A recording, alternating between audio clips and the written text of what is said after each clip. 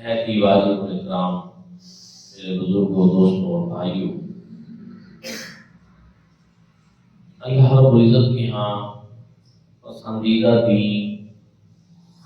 اسلام ہے۔ یہ سراپا امن و سلامتی کا دین ہے، پیار اور محبت کا دین ہے، اور ایک دوسرے کے ساتھ محبت کرنے کا درس دیتا ہے، اور یہ دین ہمیں اخوت اور بھائی چارے کا بھی درس دیتا ہے۔ حضور نبی کریم صلی اللہ علیہ وآلہ وسلم نے بھی ارشاد فرمایا الدین النصیحۃ، کہ دین سراپا خیر خواہی کا نام، خیر خواہی کے جذبات ہونا، اس چیز کا نام ہی دین ہے۔ صحابہ کرام نے عرض کی یا رسول اللہ کس کے ساتھ خیر خواہی؟ رسول اللہ صلی اللہ علیہ وسلم نے ارشاد فرمایا للہ، اللہ رب العزت کے ساتھ، بھلے کتابی ہی اور اس کی کتاب کے ساتھ، بھلے رسول ہی اور اس کے رسول کے ساتھ، والائمۃ المسلمین اور ائمہ مسلمین کے ساتھ، وعامتہم اور عام مسلمانوں کے ساتھ۔ اب اللہ سے خیر خواہی کا مطلب کیا ہے؟ اللہ سے نصیحت کا مطلب کیا ہے؟ تو یہ ہے کہ اللہ رب العزت کو وحدہ لا شریک مانا جائے، اللہ رب العزت کے برابر کسی کو نہ مانا جائے، اللہ رب العزت سے کسی کو بڑھایا نہ جائے۔ رب تعالیٰ کی ذات ہی برتر والا ذات ہے، اور پھر جو اللہ رب العزت کے حقوق ہے ہمارے اوپر، ان کو پہچانا جائے، اللہ رب العزت کے احکامات کی پابندی کی جائے۔ تو یہی چیز ہے۔ اور علامہ خطابی نے یہ کہا کہ دراصل یہ نصیحت اللہ کے لیے نہیں، بلکہ حقیقت یہ ہے کہ جو اس پر عمل کرے گا تو یہ اس کے اپنے لیے نصیحت ہے، یہ اس کی اپنے ساتھ ہی خیر خواہی ہے، کہ جو اللہ رب العزت کو صحیح طریقے سے مانے گا تو وہ دراصل اپنے ساتھ خیر خواہی کرنے والا ہے۔ اسی طرح اس کی کتاب کے ساتھ خیر خواہی کا مطلب یہ ہے کہ جو احکامات قرآنی ہیں ان پر عمل کیا جائے، ان کو سمجھا جائے، ان کی آگے تشہیر بھی کی جائے، احکامات قرآنی کو آگے پھیلایا بھی جائے، اور اللہ رب العزت نے قرآن مجید فرقان حمید میں جو اوامر فرمائے ہیں، یعنی جو احکامات نازل فرمائے ہیں، ان کی پابندی کی جائے، اور جو نواہی ہیں یعنی جن غلط کاموں سے روکا ہے انسان ان سے رک جائے، تو یہ ایسے ہی ہے جیسے کتاب اللہ کی نصیحت پر عمل کرنا اور کتاب اللہ کے ساتھ خیر کرنا۔ اور والے رسول ہی اور اس کے رسول کریم صلی اللہ علیہ وآلہ وسلم کے ساتھ خیر خواہی کا مطلب یہ ہے کہ حضور نبی کریم صلی اللہ علیہ وآلہ وسلم کی بھی نبوت اور رسالت کے اوپر ایمان لانا، حضور علیہ السلام کی عظمت و شان کو پہچاننا، حضور نبی کریم صلی اللہ علیہ وآلہ وسلم سے جتنی نسبتیں ہیں ان سب نسبتوں کا خیال رکھنا، حضور نبی کریم صلی اللہ علیہ وآلہ وسلم جو دین لائے، جو طریقہ لائے، جو شریعت لائے، اس کی ترویج و اشاعت کے لیے کوشاں رہنا، یہ حضور نبی کریم صلی اللہ علیہ وآلہ وسلم کے ساتھ ہے۔ اور پھر یہی ہے کہ ان تینوں کے ساتھ جو خیر خواہی ہے دراصل انسان کی وہ اپنے ساتھ خیر خواہی ہے۔ اور پھر جو ائمۃ المسلمین کے ساتھ ہے، اس کے دو مفہوم بیان کیے گئے ہیں۔ ایک تو ائمۃ المسلمین سے مراد مسلم حکمران ہیں، کہ اگر واقعی مسلم حکمران ایسے ہوں کہ جو دیندار ہوں اور جو نیک ہوں اور جو خلافت راشدہ کے اصولوں کے مطابق حکومت کر رہے ہوں، تو پھر رعایا کے لیے ہے کہ ان کا ساتھ، ان کے ساتھ تعاون کرے اور ان حکمرانوں کے احکامات کے اوپر اطاعت کرے، جو اللہ اور اس کے رسول صلی اللہ علیہ وسلم کے احکامات کو نافذ کرنے والے، جو شریعت مطہرہ کا خیال رکھنے والے، جو اسلامی اصولوں کی پاسداری کرنے والے، اور ان کے خلاف خواہ مخواہ بغاوت نہ کی جائے، ان کے خلاف نہ ہوا جائے۔ تو یہ ساری چیزیں، لیکن یہ تب ہیں کہ جب وہ حکمران بھی جو ہیں وہ اسلامی اصولوں کے مطابق اپنی زندگی گزارنے والے ہوں اور اپنی ریاست کو بھی اسلامی اصولوں کے مطابق چلانے والے ہوں۔ دوسرا انہوں نے کہا کہ اس سے مراد ائمۃ المسلمین سے وہ ائمہ دین ہیں یا وہ علماء کرام ہیں جو دین کی ترویج و اشاعت کے اندر کام کر رہے ہیں۔ جو دین کے لیے کام کر رہے ہوں، دین کے فروغ کے لیے کام کر رہے ہوں، تو آپ ان کا ساتھ دیں اور وہ باتیں جو وہ دین کی تمہیں بتاتے ہیں تم ان کے اوپر عمل کرتے جاؤ، علماء کی بتائی ہوئی باتوں کے اوپر عمل کرو اور دین کی ترویج و اشاعت کا حصہ لو اور ان کا بھی احترام کرو اور ان کی باتوں کا بھی احترام کرو۔ تو یہ اس حوالے سے۔ تیسری جو ہے کہ آمد المسلمین کی خیر خواہی کا، یہ دین اسلام میں یہ بھی ایک بڑی پسندیدہ بات ہے کہ جتنے آمد المسلمین ہیں ان کے لیے خیر خواہی کے جذبات رکھنا، ان کے لیے اچھا سوچنا، ان کے لیے جذبہ خیر کا انسان کے اندر ہونا، اس چیز کو بھی اللہ اور اس کے رسول صلی اللہ علیہ وسلم نے بڑا پسند کیا ہے اور اس کو بھی کہا ہے کہ یہ دین کی ایک بنیادی چیزوں میں سے، دین اسلام کی یہ بنیادی چیزوں میں سے ہے کہ دین ہے جب سراپا خیر خواہی کا نام، تو وہ خیر خواہی جہاں اللہ کے لیے، اس کے کتاب کے لیے، اس کے رسول کے لیے، آمد الائمہ مسلمین کے لیے، وہی وہ خیر خواہی آمد المسلمین۔ میں ان چیزوں پہ بہت زور دیتا ہوں کیونکہ اب دور بہت بدل گیا،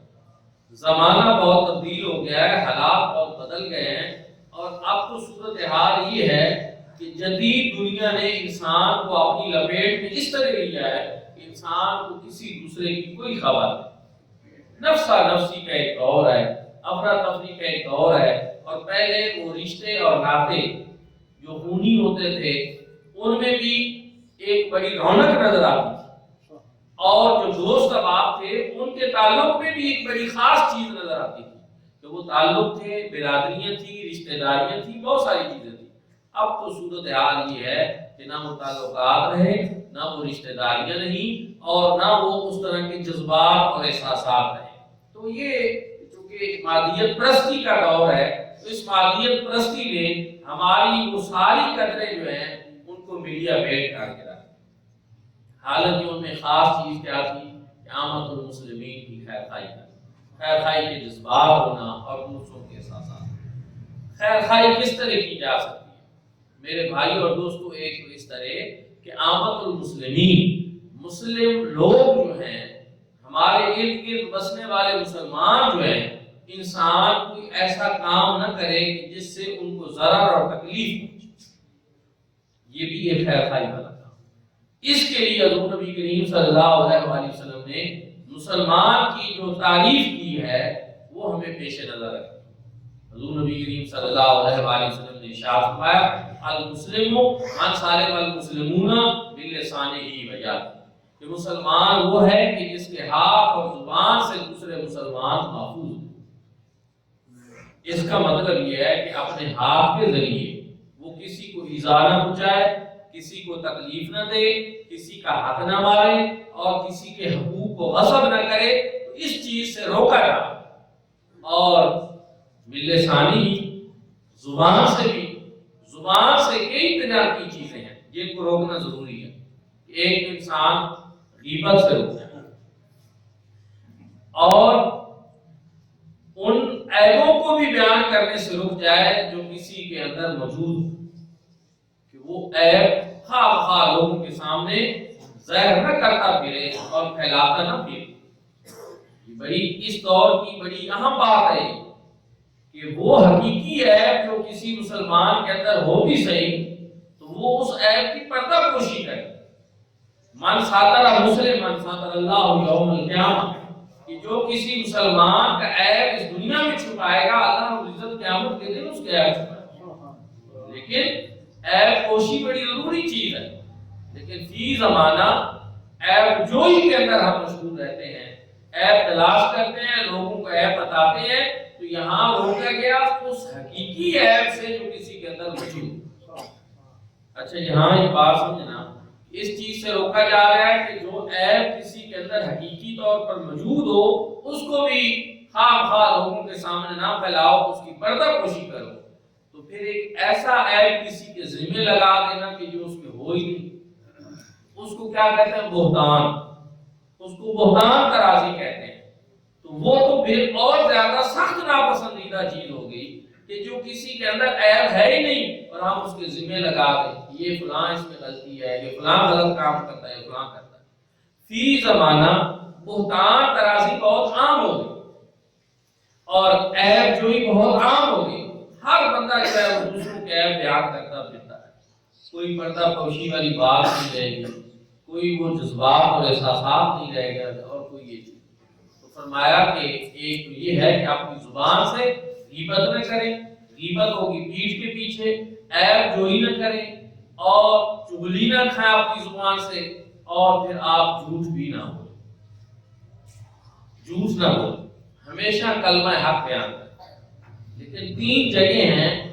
کہ جہاں جھوٹ بولنے کی بھی اجازت ہے. 3 مقامات ہیں جہاں جھوٹ بولنے کی اجازت ہے، لیکن جب آپ ان کی روح کو دیکھیں گے، آپ ان کی گہرائی میں دیکھیں گے، تو وہ ایسے مقامات ہیں کہ جہاں آمد المسلمین کی خیرخواہی نظر آئے. فرمایا کہ تم اپنی بیوی کی جھوٹی تعریف کر سکتے، بیوی سے تعلقات بہتر رکھنے کے لیے تم جھوٹ بول سکتے. یعنی یہ ظاہر ہے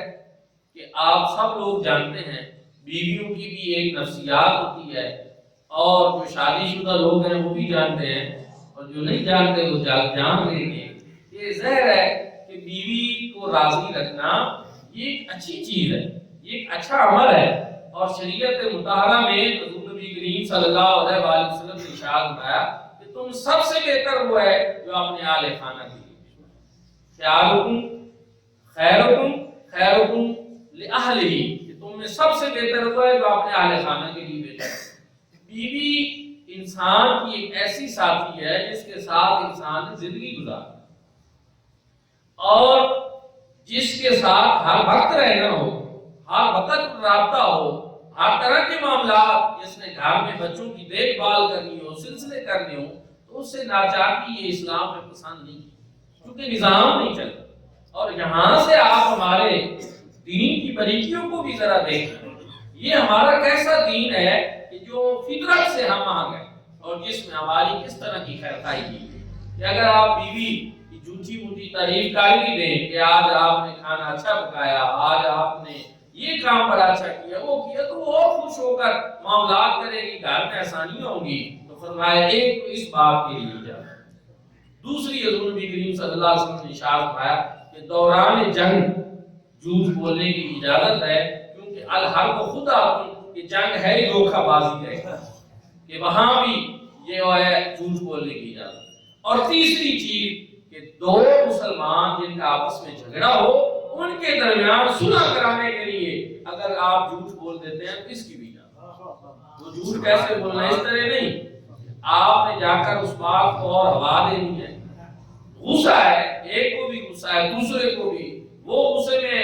سخت باتیں کہہ رہا ہے، دوسرا بھی سخت کہہ رہا ہے، آپ سن رہے ہیں، لیکن آپ اس کی سخت بات اس کو نہیں پہنچاتے، اس کی سخت بات اس کو نہیں پہنچاتے، بلکہ آپ اس کو کہتے ہیں کہ آپ وہ تو تیرے بارے میں اچھی بات کر رہا تھا، اس کو بھی بتاتے کہ یار وہ تو ایسا نہیں کہہ رہا تھا، وہ تو ایسا کہہ رہا تھا. تو نتیجے کے طور پر فتنہ فساد آگے بڑھتا نہیں، نفرتیں اگر آگے نہیں بڑھتی،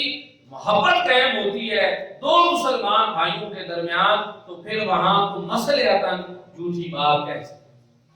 ان 3 مقامات میں جھوٹ بولنے کی اجازت شریعت مطابق، باقی کہیں بھی نہیں ہے. ہمیشہ حق اور سچ بولنا چاہیے. لیکن ایک بات میں اور کہوں گا کہ سچ کے اندر بھی بعض دفعہ شرانگیزی آ سکتی ہے، اور وہ اس طرح کہ ایسا سچ کہ بولے جب بھی ہمیشہ سچ بولے، لیکن اگر سچ بولنے کا انداز درست نہ ہو، اور اس کا وقت درست نہ ہو، اور اس کا طریقہ کار درست نہ ہو، تو پھر وہ سچ جو معاشرے میں الٹا آگ لگا دے تو اس سے بہتر ہے کہ سکوت و سلامت کہا گیا کہ پھر خاموشی میں بھی سلامت.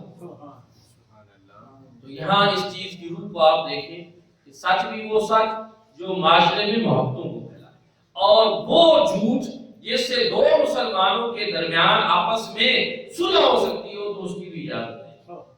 تو پھر آپ اس سے اندازہ لگائیں کہ مسلمانوں کو جوڑنا کتنا ضروری ہے،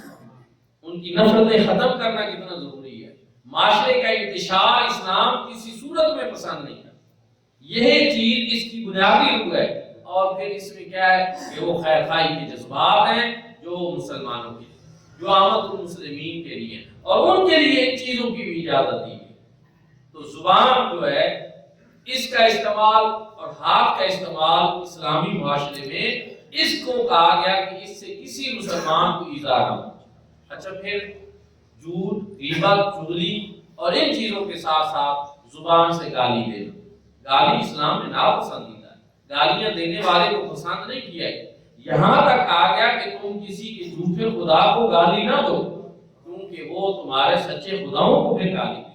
اور پھر اس میں ایک اور چیز بھی بیان کی، حضور نبی کریم صلی اللہ علیہ وسلم نے فرمایا کہ تم میں سے کتنے لوگ ہیں جو اپنے ماں باپ کو گالی دیتے ہیں؟ صحابہ کرام نے عرض کی یا رسول اللہ یہ کیسے ہو سکتا ہے کہ ہم اپنے ماں باپ کو کیسے گالی دے سکتے ہیں؟ فرمایا اس صورت میں کہ جب تم کسی دوسرے کے ماں باپ کو گالی دیتے ہو تو جواب میں وہ بھی تمہارے ماں باپ کو گالی دیتا ہے، تو ماں باپ کی گالی کا سبب کون بنے؟ تمہارا گالیاں دینا بنے۔ اس لیے زبان سے کبھی بھی گالی بھی نہ دیں، اور پھر کیا ہے ہمیشہ خیر کے کلمات زبان سے ادا کریں۔ حضور نبی کریم صلی اللہ علیہ وآلہ وسلم نے ارشاد فرمایا الکلمۃ الطیبۃ صدقہ، زبان سے اچھی بات کر دینا یہ بھی ایک صدقہ ہے، زبان سے اچھی گفتگو کرنا یہ بھی ایک صدقہ ہے۔ تو زبان کا بے دریغ استعمال آج کل ہو رہا ہے، اور آپ لوگوں کو یہ معلوم ہونا چاہیے کہ وہ باتیں جو ہم زبان سے کہہ دیتے ہیں وہ ساری لکھی جاتی، ان پہ پکڑ ہونی اور پوچھا جانا ہے قیامت کے دن۔ تو اس لیے اہل علم جو ہیں، جو جتنا بڑا عالم ہوگا وہ اتنا ہی غیر ضروری گفتگو سے پرہیز کرے، وہ لا یعنی باتیں نہیں کرے،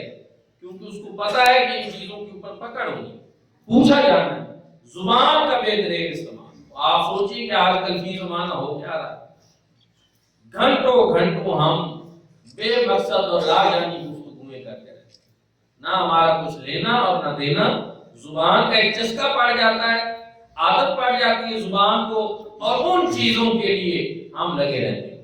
زبان کی اس آپ کی عادت اور چسکے کو پورا کرتے ہیں، جبکہ یہ ہمیں نہیں معلوم کہ اس کے کتنے مفاسد ہیں، اس کے کتنے نقصانات ہیں، اور اپنی زبان کے اوپر چپ کا تالا لگانا وہ کتنا ضروری ہے۔ بزرگ لوگوں نے ہماری زبان میں بھی بات کی تھی، عربی میں نے بات کی، روایت بیان کی کہ السکوت سلامت، خاموشی بھی سلامتی ہے۔ تو ہماری زبان میں بھی کہتے ہیں ایک چپ تے 100 سو، یہی آپ اگر لا یعنی باتیں کریں گے تو بہت ساری غلط باتیں کہیں گے اور ان پہ پکڑ، اور معاشرے میں بھی بہت ساری وہ آپ کی باتیں جو کہی ہوئی ہیں ان کی وجہ سے آپ کو نقصان۔ کہتے ہیں کہ انسان کو ایسا اپنے آپ کو گہرا سمندر بنانا چاہیے کہ کبھی انسان کی بات جو ہے گہرائی والی اس کی زبان پہ نہ آئے، کیونکہ جب زبان اس راز کو پا لے گی تو وہ پھر جو راز نہیں رہے گا۔ زبان سے نکلی ہوئی بات جو ہے یہ ایسے ہی ہے جیسے کمان سے نکلا ہوا تیر، یہ کبھی بھی واپس نہیں لوٹے۔ اس لیے اس میں بڑا محتاط ہونے کی ضرورت ہے اور اپنی گفتگو کو بہتر کرنے کی ضرورت ہے۔ ہاں یہ کہا گیا کہ جب بھی زبان سے بولے تو کلمہ خیر ہو، کوئی اچھی بات کرے، کہنا ہی ہے تو اچھی گفتگو کرے، الکلمۃ الطیبۃ صدقہ، اچھی بات کہنا یہ بھی ایک صدقہ ہے، یہ چیز بیان کی گئی ہے۔ تو اگر اچھی بات آپ نہیں کہہ سکتے تو پھر ویسے، اور کہا گیا کہ علماء کی مجلس میں بیٹھے تو ویسے بھی زبان سے بات کریں، کیونکہ علماء ہمیشہ باتوں کے اوپر گرفت کرتے ہیں، اور صاحبان دل کی مجلس میں اور یا اللہ کی بارگاہ میں بیٹھے تو اپنے دل کو سنبھالتے ہیں، کیونکہ ان کی نظر دلوں کے اوپر ہوتی ہے۔ تو یہ چیزیں ضروری ہیں۔ مسلمان کی تعریف یہی بیان کی گئی کہ المسلم من سلم المسلمون بلسانہ و یدہ، کہ مسلمان وہ ہے کہ جس کے ہاتھ اور زبان سے دوسرے مسلمان محفوظ ہے۔ اچھا اگر زبان سے آپ کسی کے لیے تکلیف دہ جملہ نہیں کہہ سکتے کہ جس سے کسی کا دل ٹوٹے، تو پھر ہاتھ سے اس کو زیادہ اذیت دینا، تکلیف پہنچانا، یہ کتنا اسلام میں ناپسندیدہ ہو۔ فی زمانہ ہم سب خواہش نفس کے تابع ہو رہے ہیں، جو ہمارا دل کرتا ہے وہ کہتے چلے جاتے ہیں، وہ کرتے چلے جاتے ہیں، جبکہ ایک مسلمان کی زندگی اللہ اور اس کے رسول صلی اللہ علیہ وآلہ وسلم کے تابع ہوتی ہے، اور ہمارے جسم کا ہر عضو جو ہے یہ اللہ اور اس کے رسول صلی اللہ علیہ وسلم کی دی گئی ایک امانت ہے۔ خودکشی کیوں حرام ہے؟ میرا جسم ہے، میرا دل کرے میں اس کے ساتھ جو کروں، لیکن ایسا نہیں ہے۔ شریعت مطالعہ میں کہا گیا کہ جو اپنے کسی عضو کو اگر کاٹے گا تو قیامت کے دن اس عضو کو آتش جہنم کا عذاب دیا جائے گا۔ سمجھ رہے ہیں؟ ایک تو ہے نا کہ ڈاکٹروں کا کسی عضو کو کاٹ دینا، یہ انگلی کاٹنا ضروری ہے، یہ پورے جسم کے لیے تکلیف دہ ہے، یہ پاؤں کاٹنا ضروری ہے، شوگر کی وجہ سے مسئلہ بن گیا ہے، پورے جسم کو یہ لے جائے گا، تو وہ ایک الگ بات ہے۔ آپ اپنی مرضی سے اپنے جسم کا کوئی عضو بھی نہیں کاٹ سکتے۔ اگر سارے جسم یعنی خودکشی کی صورت اس کا خاتمہ کریں گے تو وہ حرام ہے، اور اسی وجہ سے کہ کوئی بھی انسان اپنے جسم کا مالک نہیں ہے۔ ہمارے جسم کا مالک یہ حقیقی اللہ رب العزت کی ذات ہے، اور یہ جسم ہمارے پاس امانت کے طور پر، کوئی انسان اپنے آپ کو خواہ کمزور بھی نہیں کر سکتا۔ اور اس کی حفاظت کرنا، جسمانی حفاظت کرنا اور اس کی روحانی حفاظت کرنا، یہ ہم سب کی ذمہ داری ہے۔ یہ بھی ہم سے پوچھا جائے گا، اپنا بھی خیال رکھنا ضروری ہے۔ حضور نبی کریم صلی اللہ علیہ وآلہ وسلم نے ان صحابہ کرام کو کہ جنہوں نے کہا کہ ہم آئندہ گھی میں تلی ہوئی چیزیں نہیں کھائیں گے، ہم گوشت نہیں کھائیں گے، ہم اچھے کپڑے نہیں پہنیں گے، آپ صلی اللہ علیہ وآلہ وسلم نے ان کے اوپر بڑی سختی فرمائی، میں اپنی بات واپس لو، تمہارے جسم کا بھی تمہارے اوپر حق ہے۔ تو یہ ہمارے اپنے جسم کا بھی حق ہے، اور ارد گرد ہمارے مسلمان بھائیوں کے ہمارے اوپر بہت سارے حقوق ہیں۔ اسلام انہی چیزوں کا درس دیتا ہے، اور حضور نبی کریم صلی اللہ علیہ وسلم نے یہی فرمایا کہ دین تو سراپا خیر خائی کا نام۔ ہم عجیب بات ہے کہ جو ہمارے لیے سراپا خیر خائی چیز ہے ہم اس سے دور ہیں،